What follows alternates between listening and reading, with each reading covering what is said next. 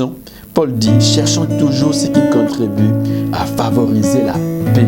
À favoriser la paix. Ainsi, nous pouvons donc, même en famille, expérimenter la paix à cause de l'action de l'esprit.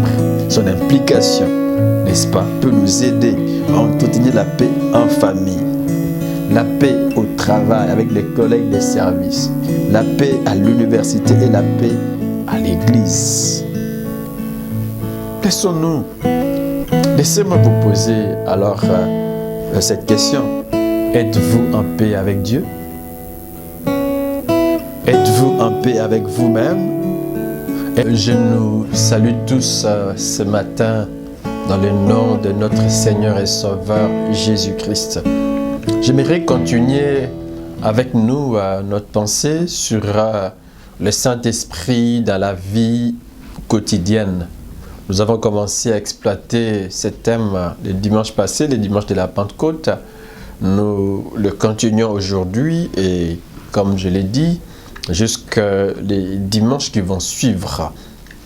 La vie quotidienne, c'est notre vie de chaque jour, en famille, à l'école, à l'université, au travail, au marché, à l'église, en voyage, etc.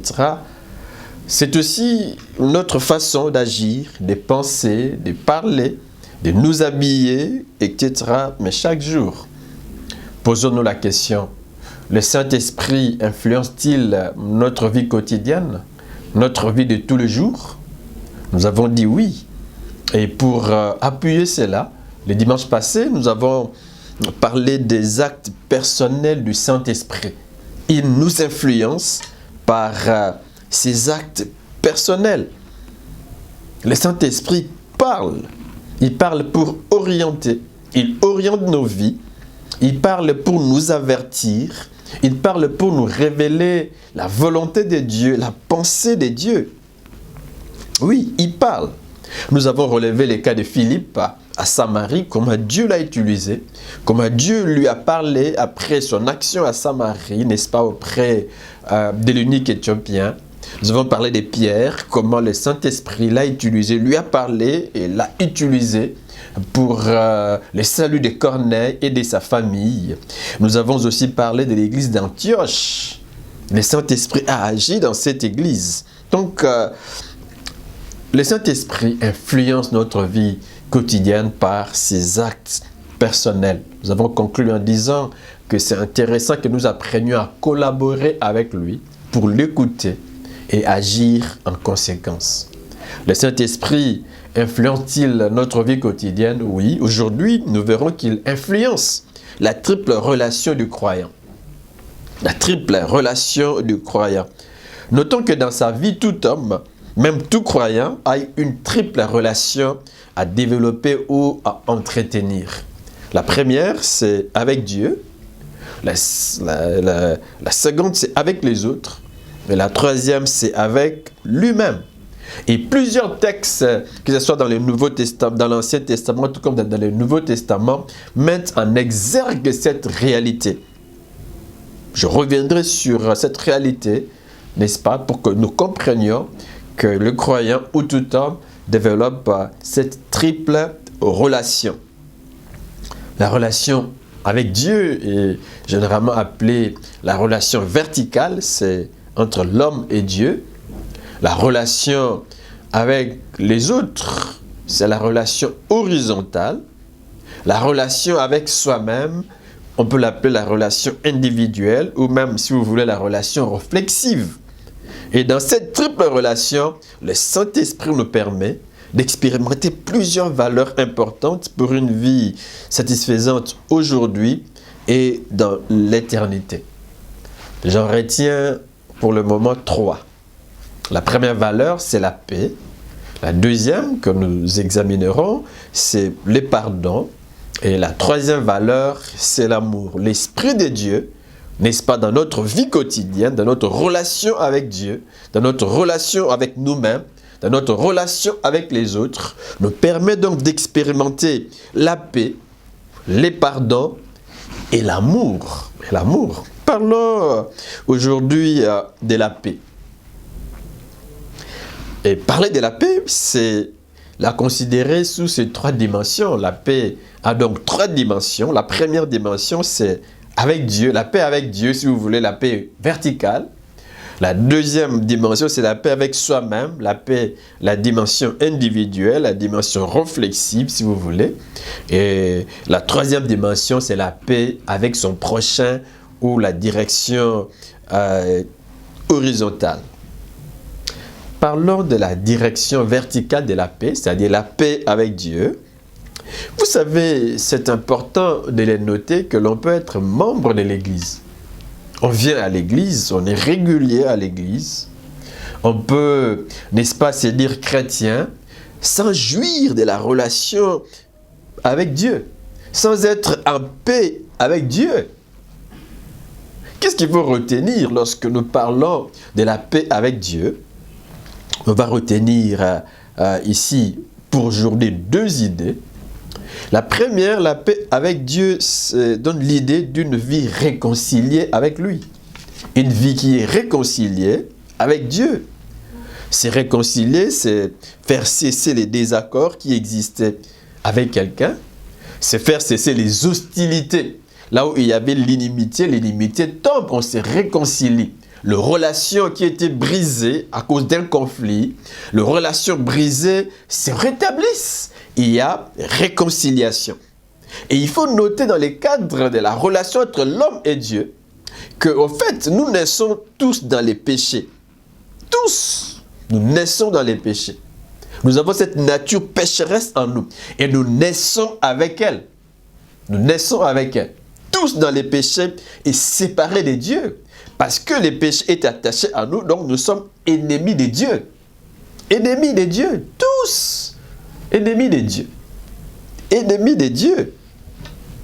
Vous voyez mes frères, c'est comme cela que nous naissons.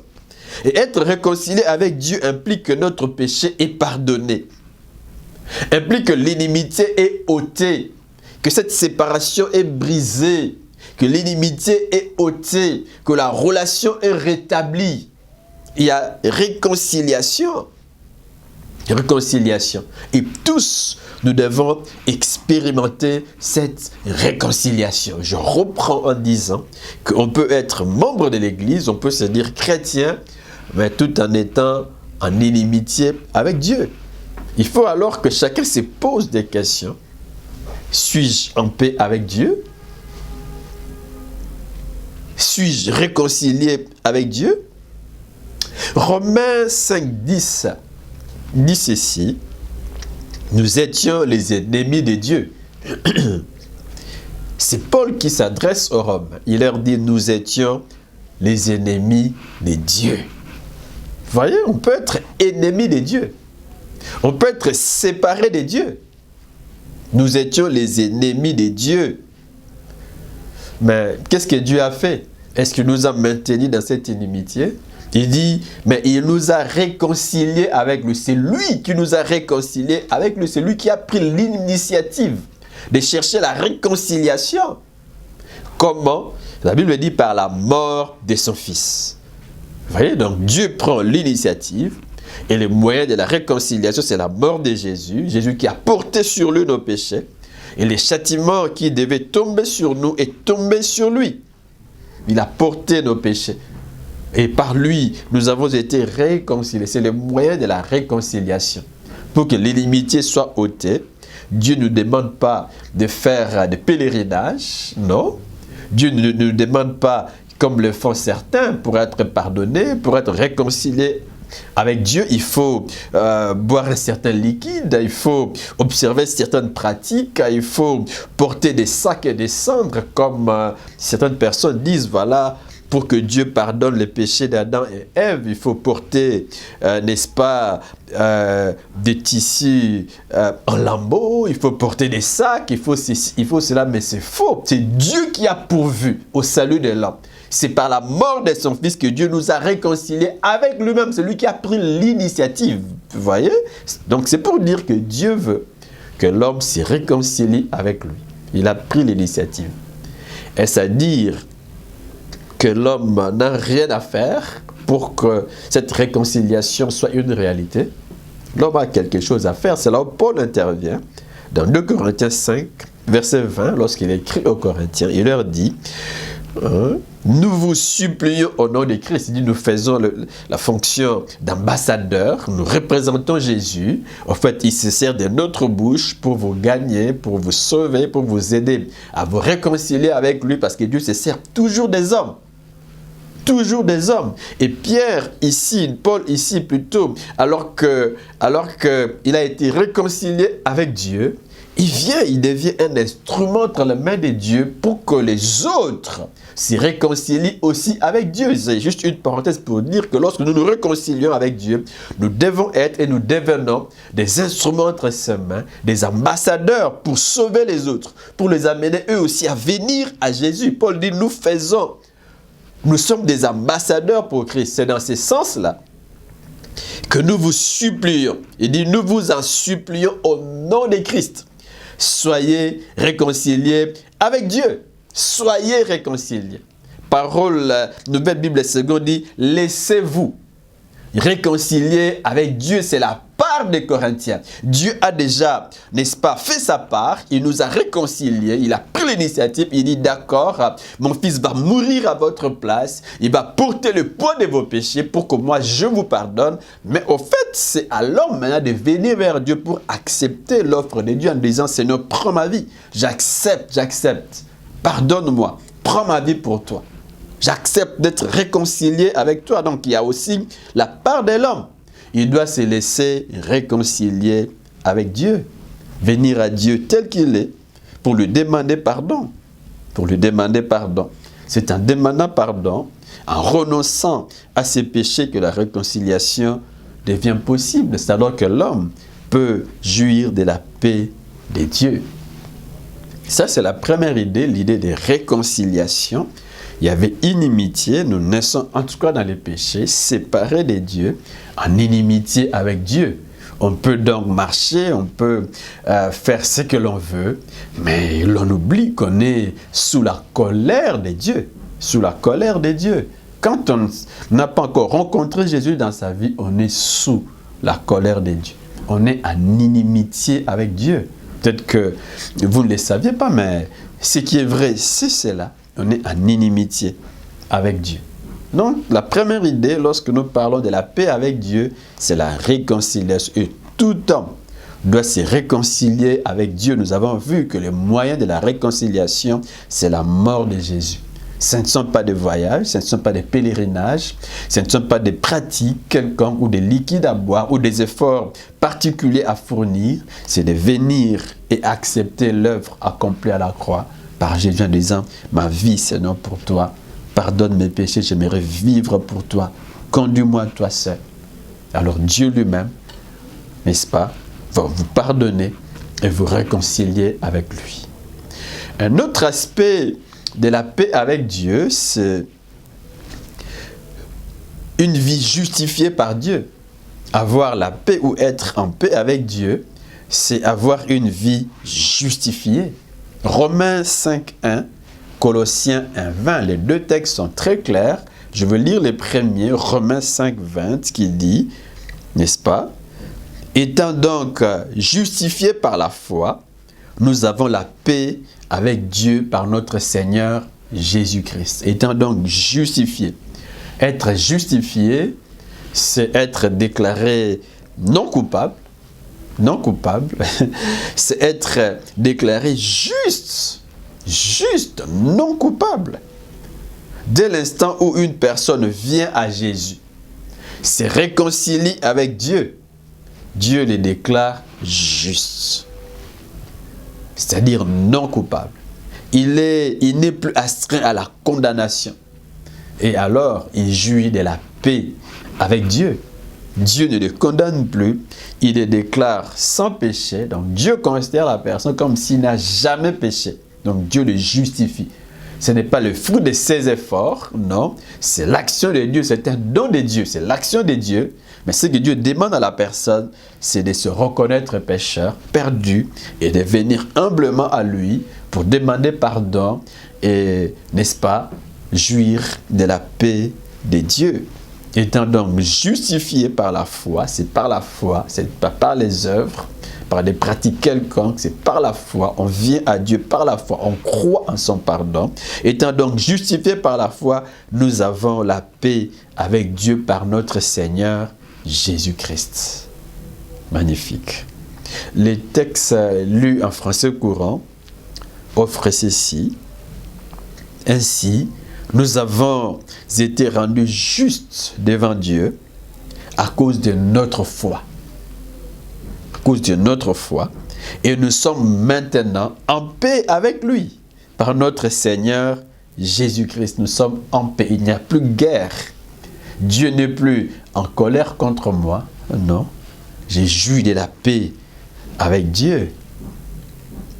Bref, dans notre vie quotidienne, nous devons jouir de la paix avec Dieu pour être heureux aujourd'hui et dans l'éternité.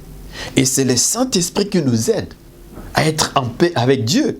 C'est lui qui nous pousse à nous tourner vers Dieu pour obtenir son pardon et sa paix. C'est lui qui touche notre cœur, qui nous remplit, n'est-ce pas, de l'esprit de repentance. C'est lui qui nous pousse à nous tourner vers Dieu. Et c'est aussi lui qui produit en nous, n'est-ce pas, les changements, la nouvelle naissance. C'est lui qui nous pousse à aller vers Dieu pour lui demander pardon. Pardon. Et pour nous réconcilier avec lui. Le Saint-Esprit joue un grand rôle. Et tout homme dans sa vie doit être en paix avec Dieu. Très important pour chacun. J'ai dit, ce n'est pas le fait d'aller à l'église que l'on est en paix avec Dieu, non. Ce n'est pas le fait, n'est-ce pas, de se dire chrétien que l'on est en paix avec Dieu. Non, non, non. Ce n'est pas parce que le pays n'est pas en guerre que le pays est en paix, que moi je suis en paix avec Dieu. Non, le pays peut être en guerre, mais l'homme est en paix avec Dieu. Le pays peut être en paix, mais la vie de l'homme est en guerre avec Dieu. L'homme lui-même n'est pas en paix avec Dieu. Tout homme doit chercher à être en paix avec Dieu. Êtes-vous en paix avec Dieu? Dieu vous pose la question ce matin. Notons que être en paix avec Dieu entraîne la paix avec soi-même et la paix avec les autres, ce qui me pousse à parler de la deuxième dimension de la paix avec soi-même. Pourquoi je parle de la paix avec soi-même? C'est parce que dans notre vie quotidienne, nous sommes en relation avec nous-mêmes. Pas seulement avec Dieu, mais aussi avec nous-mêmes. Avec nous-mêmes. Chaque jour, nous-mêmes. Et j'aime cette réflexion qui dit que la personne avec laquelle nous parlons le plus, c'est nous-mêmes. Je peux parler aux autres, mais je me parle à moi-même. J'aime, on en parlera un peu, les psalmistes qui dit, mais pourquoi t'as battu au-dedans de moi mon âme? Pourquoi? Il se parle à lui-même. Pourquoi t'as battu? Il dit, espère en Dieu. Il se parle. Nous nous parlons à nous-mêmes et c'est important que nous puissions être aussi en paix avec nous-mêmes. Avec nous-mêmes. Avec nous-mêmes. Et être en paix avec soi-même, c'est dans un premier temps avoir un cœur sans culpabilité. Sans culpabilité.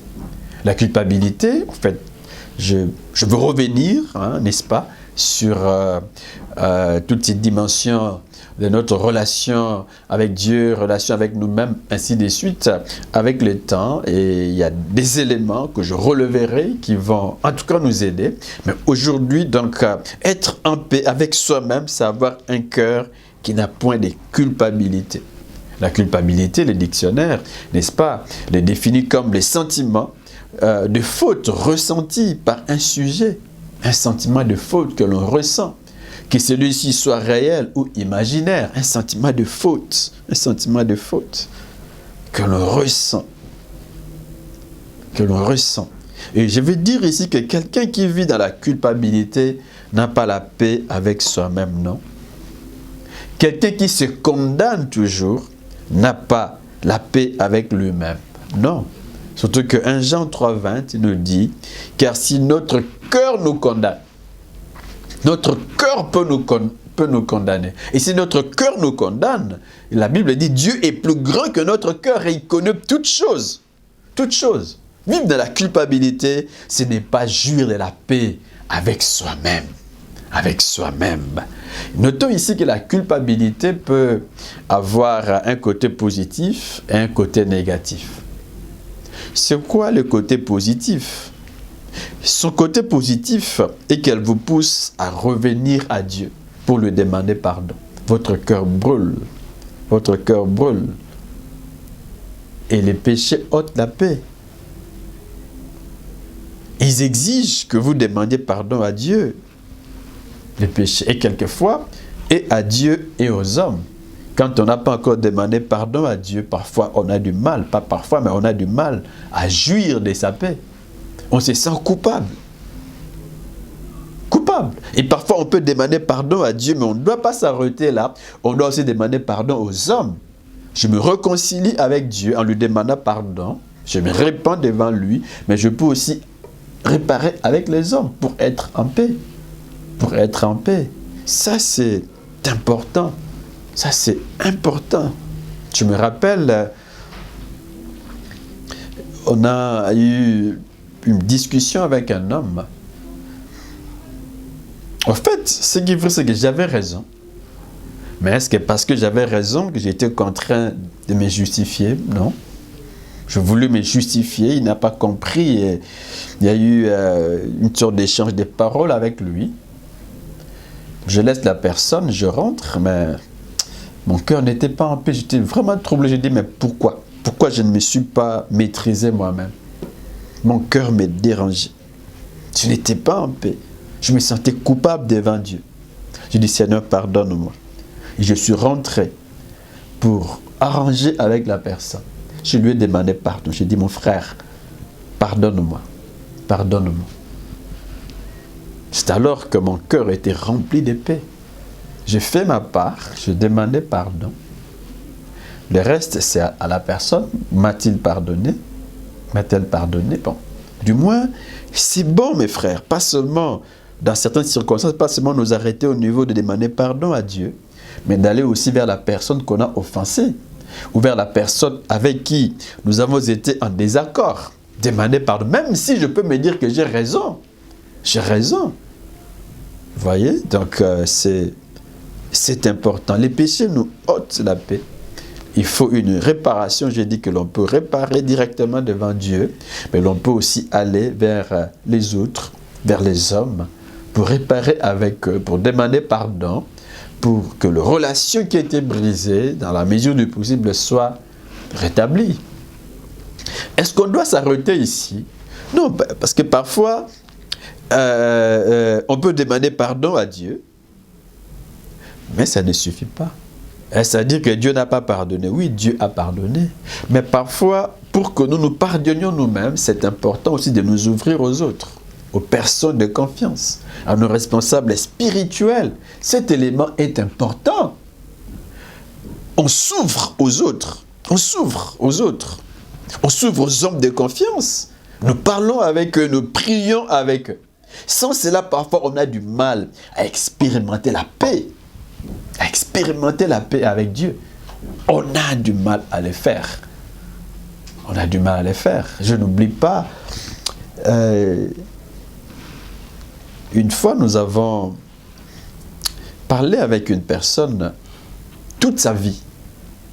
Toute sa vie. Elle était coupable. Coupable. Elle s'est culpabilisée. Toute sa vie, c'est une grande personne. Toute sa vie. On a eu l'occasion d'échanger. Elle m'a dit, mais pasteur, voilà, depuis ces temps ici, je n'arrive pas à être en paix. Mon cœur me dérange toujours. Toujours. On a parlé ensemble.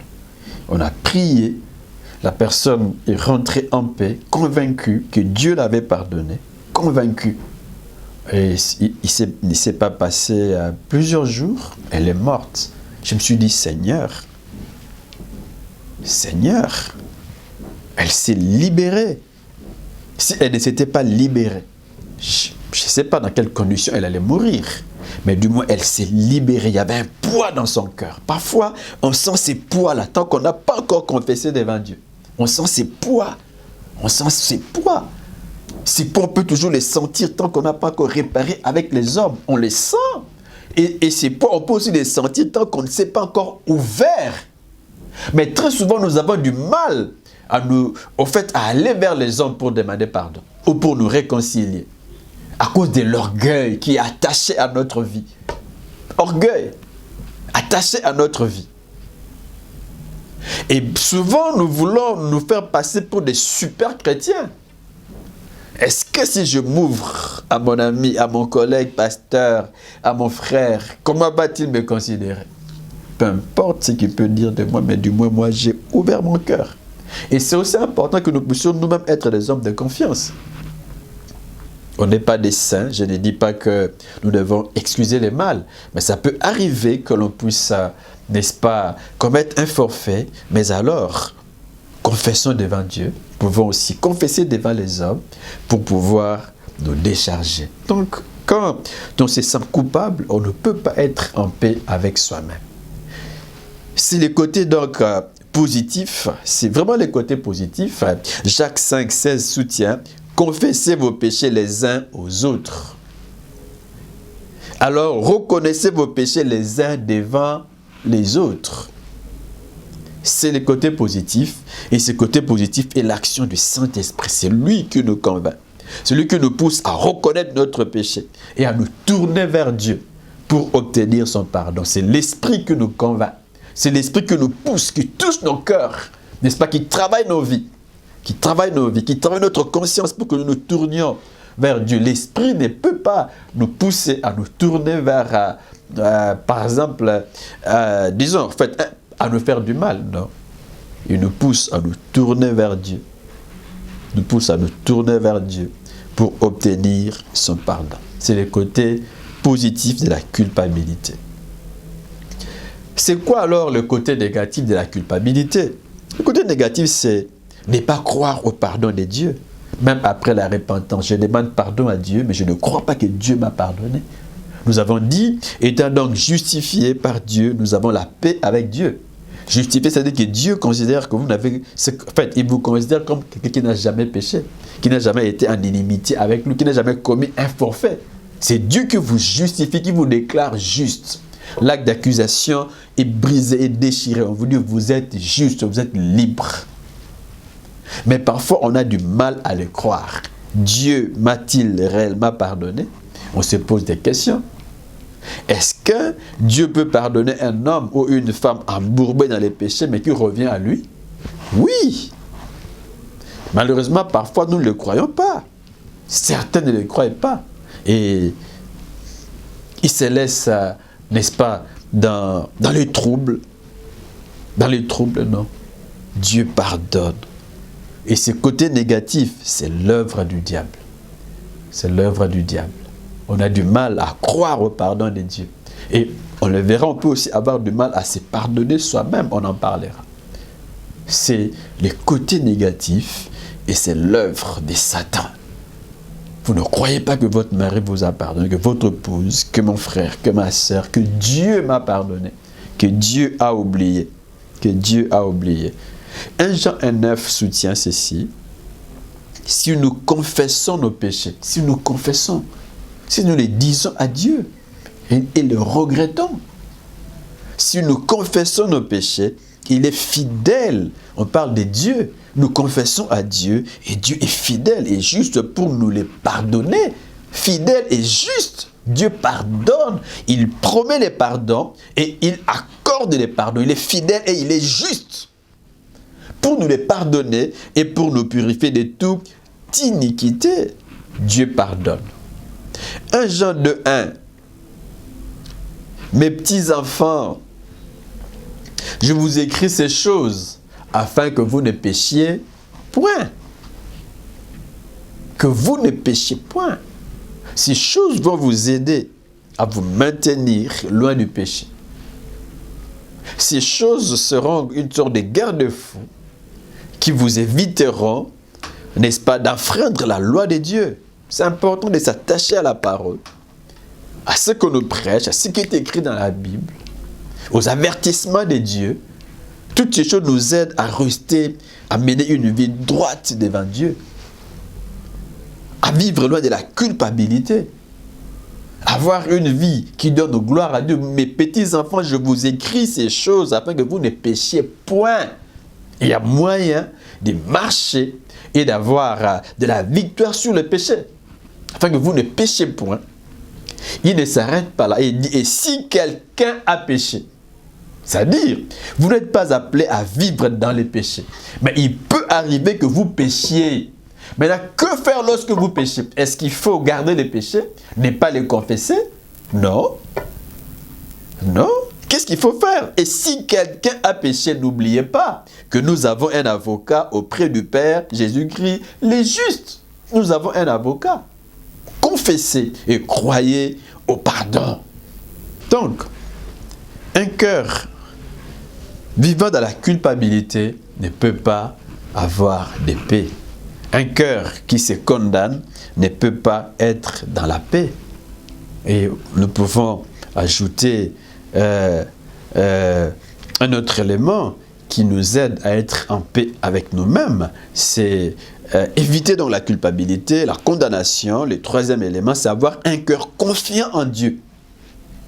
Un cœur qui compte sur lui, quels que soient les cas. Qui compte sur Dieu. Quelles que soient les circonstances, je sais que mon Dieu est vivant, que mon Dieu est réel, que mon Dieu intervient, que mon Dieu ne peut pas me laisser. La Bible dit, déchargez-vous sur lui de tous vos soucis, car lui-même prend soin de vous. Dieu prend soin de ses enfants. Et il revient donc à ce dernier d'avoir un cœur confiant en lui. Un cœur qui compte sur lui. Pas un cœur rempli de crainte du lendemain.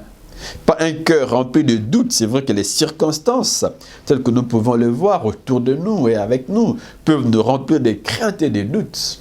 Mais apprenons à compter sur Dieu. Apprenons à regarder à Dieu qui promet de prendre soin de nous. De prendre soin de nous. Ici, je ne nous pousse pas, n'est-ce pas, être des paresseux. Dieu n'aime pas des paresseux pour dire, voilà, je ne fais rien. Dieu soutient qu'il prend soin de moi, qu'il va me nourrir, qu'il va me vêtir. Oui, c'est vrai. Mais Dieu ne nous pousse point à chercher une vie de facilité. Non. Non. Nous devons nous battre. Et nous battre avec Dieu. Je sors et je sors avec Dieu. Je travaille et je travaille avec Dieu. Je ne suis pas un paresseux. Dieu n'aime pas des paresseux. Mais ce qui est vrai, c'est que Dieu soutient son peuple. Dieu prend soin de ceux qui lui appartiennent, de ceux qui sont sauvés, qui sont ses enfants et qui se sont réconciliés avec lui. Dieu prend soin d'eux. Et en retour, nous devons donc, n'est-ce pas, placer notre confiance en Dieu pour notre vie de chaque jour. Il nous soutient, il marche avec nous. Voulez-vous être en paix avec vous-même? Apprenez à compter sur Dieu, à vivre, n'est-ce pas, tout en comptant sur Dieu. Un autre élément qui peut nous pousser à vivre en paix avec nous-mêmes, c'est le contentement. Et à part le contentement, c'est aussi le fait de nous accepter tels que nous sommes. J'apprécie ce que je suis et j'accepte ce que je suis. Et tout cela, c'est l'Esprit qui nous aide. Il nous aide. Dans Galates 5, 22, n'est-ce pas, Paul soutient que l'un des aspects du fruit de l'Esprit, c'est la paix. Nous parlerons du fruit de l'Esprit. C'est la paix. Une paix qui ne dépend pas des circonstances. Ce n'est pas parce que le pays ne va pas bien que je manque de paix. C'est une paix qui vient de Dieu. Parce que j'ai joui de la paix avec Dieu, eh bien, je peux aussi jouir de la paix avec moi-même. Dieu garde mon cœur en paix. Qu'il pleuve ou qu'il neige, sa paix remplit mon cœur. Sa paix remplit mon cœur. Que je puisse avoir beaucoup ou peu, sa paix remplit mon cœur. Dieu garde mon cœur en paix. Dieu garde mon cœur en paix. Et ça, c'est un élément intéressant pour tout chrétien. Et l'Esprit de Dieu nous aide donc à jouir de cette paix. La paix avec nous-mêmes. Êtes-vous en paix avec vous-même? Une troisième dimension de la paix, c'est la paix avec autrui. C'est la paix avec les autres. C'est la paix sur le plan horizontal. J'ai dit qu'en principe, celui qui jouit de la paix avec Dieu, n'est-ce pas, est aussi appelé à jouir. En fait, il jouit de la paix avec Dieu et cette paix implique qu'il puisse jouir de la paix avec lui-même. et aussi de la paix avec les autres. Quand vous jouissez de cette paix-là, cette première dimension de paix, elle vous permet donc de jouir aussi de la paix individuelle et de la paix horizontale. Parlons de la paix horizontale. Ici, c'est l'idée d'une bonne entente avec les autres. Je suis en bonne intelligence avec les autres. C'est l'idée d'une relation juste avec eux, avec les autres. Hébreux 12, 14 soutient « Efforcez-vous d'être en paix avec tout le monde. » Efforcez-vous d'être en paix avec tout le monde. Une autre version, la version Summer, soutient « Faites tous vos efforts pour être en paix avec tout le monde. » Faites tous vos efforts pour être en paix. Dieu veut que nous soyons en paix avec les autres. Dieu le veut. La paix, c'est dans un sens la vie en bonne entente avec autrui. Je le dis ici seulement, je l'exprime autrement. La bonne entente avec autrui. Et l'auteur de l'Épître aux Hébreux exhorte ses lecteurs à vivre en bonne entente avec les autres, quels qu'ils soient. En bonne entente avec les autres. Il les exhorte à ne pas avoir de conflits avec les gens qu'ils côtoient, qu'ils soient chrétiens ou pas, qu'ils soient croyants ou pas, qu'ils vivent en bonne intelligence avec eux, qu'ils ne soient pas en conflit avec eux, tous ces gens qu'ils côtoient. Et ces gens, ils peuvent le côtoyer où? En famille. On côtoie des gens en famille. On peut côtoyer des gens dans les quartiers, au travail, à l'école, à l'université, même dans l'église. Être en paix avec tous ceux-là que nous côtoyons. Et vous le savez que la paix s'oppose à la haine. Quelqu'un qui haït les autres n'est pas en paix avec eux. La paix s'oppose à la haine. La paix s'oppose à la division. La paix s'oppose aux querelles, à la rancune, à l'amertume. Ces choses détruisent les relations les uns avec les autres. Ce sont des valeurs négatives à rejeter de nos vies, à rejeter de nos cœurs. Et la paix ne peut pas exister là où il y a de l'amertume.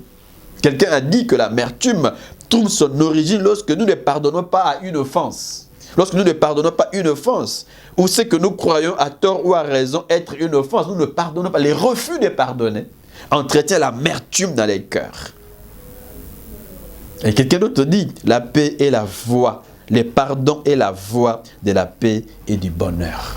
La voie de la paix, le pardon. Et lorsque nous avons du mal à pardonner, ça dit qu'il n'y a pas de paix entre nous et les autres. Examinons plusieurs textes au sujet de la paix avec les autres. Dans Marc 9, 50, Jésus a dit « Ayez du sel en vous-même et soyez en paix les uns avec les autres. » Soyez en paix. Les uns avec les autres. Un encouragement à être en paix avec les autres. Paul a dit dans Romains 12, 18 « S'il est possible, autant que cela dépend de vous, soyez en paix avec tous les hommes. » Soyez en paix. Soyez en paix avec tous les hommes. 2 Corinthiens 13, 11. Au reste, frères, soyez dans la joie. Perfectionnez-vous. Consolez-vous. Ayez un même sentiment. Vivez en paix. Vivez en paix. Et le Dieu d'amour et de paix sera avec vous. Le Dieu d'amour, le Dieu de paix sera avec vous si vous vivez en paix. Et vous ne pouvez pas avoir les dieux de paix si vous n'êtes pas en paix avec les autres. Non. Le Dieu de paix sera avec vous si vous aussi, vous vivez en paix avec les autres. Oui, c'est clair. Romains 14, 19. Ainsi donc, recherchons ce qui contribue à la paix et à l'édification mutuelle. Est-ce que ce que j'ai fait contribue à la paix? Les paroles que je prononce contribuent à la paix en famille, à l'église, au travail? Cherchons ce qui contribue à la paix et à l'édification mutuelle. Ce sont des choses qui nous aident à entretenir la paix, n'est-ce pas? La paix horizontale. Romains 14, 19. Je viens donc de lire ces textes. Mais la version Summer soutient ceci. Ainsi donc, cherchons toujours ce qui contribue à favoriser la paix et à nous faire grandir les uns les autres dans la foi. Vous voyez que nous sommes appelés à vivre ensemble, à entretenir la relation horizontale, surtout en ce qui concerne la paix, bien vivre avec les autres. Donc je veux lire ce texte dans la version Semeur. Ainsi donc, cherchons toujours ce qui contribue à favoriser la paix. Cherchons toujours, il y a un effort à fournir pour entretenir la paix avec les autres. Cherchons toujours ce qui contribue à favoriser la paix. À favoriser la paix. À favoriser la paix. La paix avec les gens avec qui nous vivons, les gens que nous côtoyons, nous avons dit nous pouvons le côtoyer en famille, nous pouvons favoriser la paix. Et l'Esprit de Dieu donc nous aide à favoriser la paix dans les quartiers, à l'université, à l'église et partout. Malheureusement, certaines relations en famille ne sont pas bonnes. Les relations entre frères, relations entre époux, épouses, pas de bonnes relations. On n'est pas en paix. Même au sein de l'église, il y a des inimitiés. Posons-nous la question, avons-nous la paix avec Dieu? Si nous avons expérimenté la paix avec Dieu, nous avons le Dieu de paix en nous et nous avons l'Esprit de Dieu en nous qui nous remplira nous-mêmes de paix et qui nous poussera à être en paix avec les autres. Nous avons dit que le Saint-Esprit intervient dans la triple relation du croyant avec Dieu, avec lui-même et avec les autres. Le Saint-Esprit, c'est lui donc qui nous permet d'être en paix avec Dieu, en paix avec nous-mêmes, en paix avec les autres. C'est lui qui nous aide. Il nous aide à entretenir les relations avec les autres, les relations interpersonnelles. Nous pouvons être offensés, mais notre réaction, si elle est dirigée par l'Esprit, elle ne sera pas une relation qui ne favorise pas la paix. Faisons, Paul dit, cherchons toujours ce qui contribue à favoriser la paix. Favoriser la paix. Ainsi, nous pouvons donc, même en famille, expérimenter la paix à cause de l'action de l'Esprit.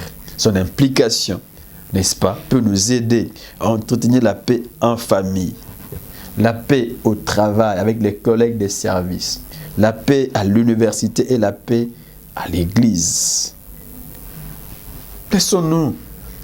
Laissez-moi vous poser alors cette question. Êtes-vous en paix avec Dieu? Êtes-vous en paix avec vous-même? Êtes-vous en paix avec les autres? Avant de terminer, nous devons noter que c'est vraiment l'œuvre de Satan de nous maintenir nous-mêmes dans les troubles. On est troublé à cause des circonstances. On est troublé, je l'ai dit, à cause d'un forfait quelconque. Notre cœur est rempli de culpabilité. On peut être troublé parce que le pays ne va pas bien. On réfléchit, on trouve qu'il n'y a point d'issue. On se trouble, même il y a des gens qui se donnent la mort. J'ai toujours dit, il ne faut pas vous donner la mort. Ça, c'est vraiment l'œuvre de Satan. Et son grand plaisir, c'est de troubler des familles. C'est de troubler des foyers. De mettre de l'endurcissement dans les cœurs pour que l'on soit incapable de pardonner, pour que l'on devienne amer au point de divorcer, au point de tuer, au point de faire du mal aux autres. Ça, c'est l'œuvre de Satan. Il est là pour diviser, pour détruire nos relations en famille, nos relations les uns avec les autres. Ça, c'est l'œuvre de Satan. Un enfant de Dieu ne se laisse point influencer négativement comme ça. Il dit non, parce qu'il a le Saint-Esprit. N'écoutons pas Satan, mais écoutons la voix de l'Esprit qui nous aide, 1, à expérimenter la paix avec Dieu. 2, la paix avec nous-mêmes. Il nous aide à comprendre que Dieu pardonne, que Dieu peut pardonner. Il nous aide à comprendre que Dieu prend soin de nous. Il nous aide à comprendre que si nous nous recommandons entre les saintes mains de Dieu, il ne va pas nous rejeter. En tant que Père, il nous connaît et il prend soin de nous. Et il nous aide aussi à entretenir de bonnes relations en famille, de bonnes relations interpersonnelles. Je nous pose alors cette question. Voulons-nous ou voulez-vous être en paix avec Dieu? Demandez-le lui. Voulez-vous être en paix avec vous-même? Demandez-le lui. Demandez pardon à Dieu, recommandez-vous à Dieu, acceptez que Dieu vous a déjà pardonné et arrangez là où vous devez arranger. Voulez-vous être en paix avec les autres? Le Saint-Esprit peut vous aider. J'aimerais pendant quelques minutes que nous chantions ces cantiques des Sphinx, que l'Esprit souffle sur moi, que l'Esprit souffle sur moi avant de prier. Qui souffle sur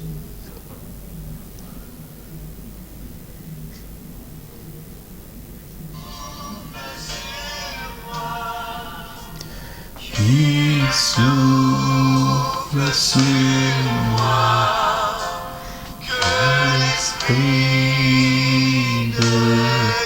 que l'Esprit souffle sur nous pour que nous aide à revenir à Dieu, pour que nous aide à être en paix avec nous-mêmes et que nous aide à être en paix avec les autres.